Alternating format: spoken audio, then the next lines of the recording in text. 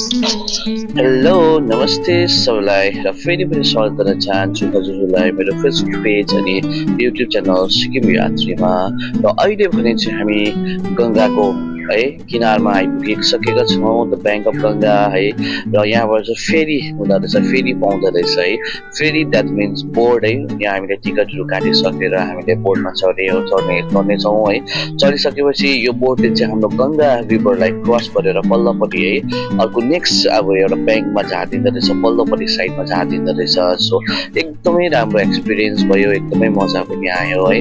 र यहाँबाट एकदमै राम्रो हेर्ने लाइकको चाहिँ हामीले यहाँबाट हाउडा ब्रिज, सबैले भन्नुहुन्छ नि कोलकाताको फेमस एउटा हाउडा ब्रिज भनेर।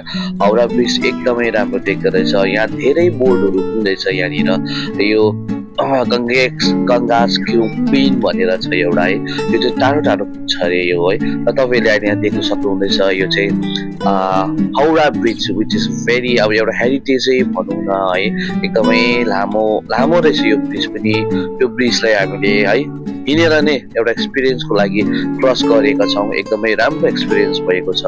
र यो चाहिँ ओल्डेस्ट अनि एकदमै longest train station of India Howrah station भन्छ नि, ट्रेन स्टेसन त्यो हो है। र यो चाहिँ हाउडा ब्रिज पुग्न आँटेका छौँ हामी। हाउडा ब्रिजको यो पोलहरू तपाईँले देख्न सक्नुहुँदैछ। र मेरो फेसबुक पेज अनि मेरो युट्युब च्यानललाई माया गरिदिनुहोस्, सब्सक्राइब गरिदिनुहोस्, फलो गरिदिनुहोस्।